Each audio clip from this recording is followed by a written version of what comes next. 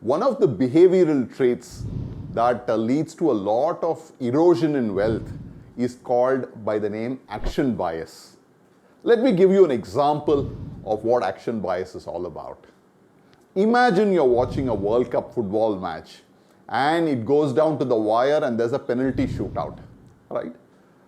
So the striker comes, he's going to take a shot at the goalkeeper. Now, as a goalie, and imagine you're sitting as a goalie, you're standing there trying to defend the goalpost. You know that every striker has three options. Either to punch the ball straight in at a direct, or he may put it to the right-hand side corner or to the left-hand side corner. So there are three alternatives.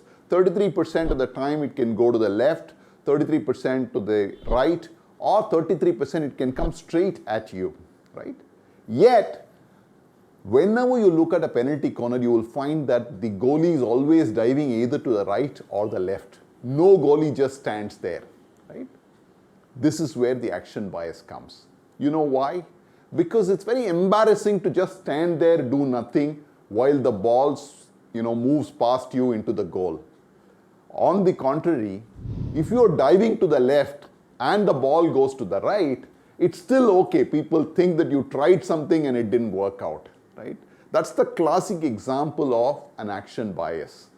An action bias is something which people do, but with no outcome. There's nothing in return for it. In fact, in the investment world, action bias can quite be loss-making to your portfolio as well.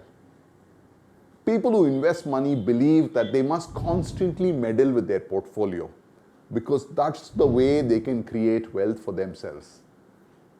There can be nothing more wrong than that statement, my friend. In fact, there are people who do trading. Every day they trade up and down, hoping to create wealth. Ever heard of a trader who has created wealth for himself or anybody else? Let me know. So, the point which I'm trying to make is, let's take the example of what happened in COVID. When COVID was announced in March 2020, the stock market took a deep dive. From 42,000 on the Sensex index, it went all the way to 26,000.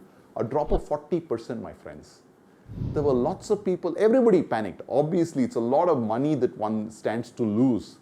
But there were a few people who decided to jump out of the bandwagon. They sold at a big loss, wanting to exit the market because they could not be seen to be doing nothing. They wanted to do something about it, right?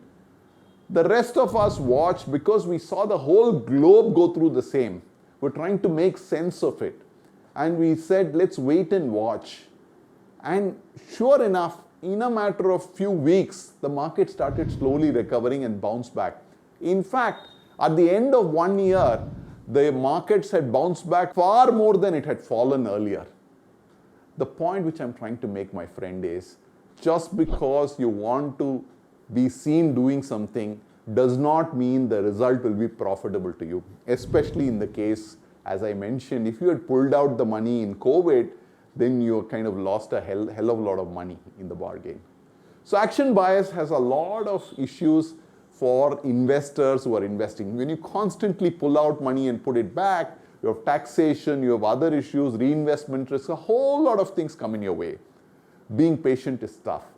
As our Warren Buffett, the investment guru, says, stock market is a device that transfers money from the impatient to the patient.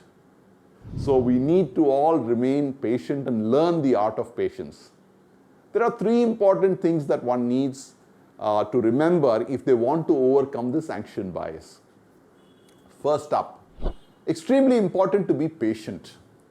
If something doesn't go according to plan, take your time, understand the situation, give it time, and then act. Don't react, just act. That's the first one. Second, do investments that are suitable to your temperament and your goal.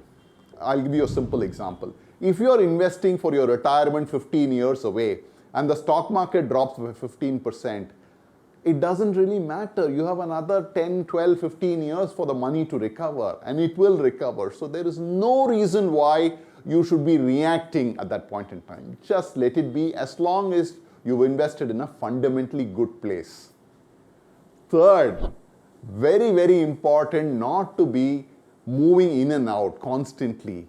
Don't review your portfolio. There are people who get up every morning and get a small joy out of watching how their portfolio has performed the previous day, right? It's a bad way to be, because every time you constantly over review your portfolio, you want to get into action.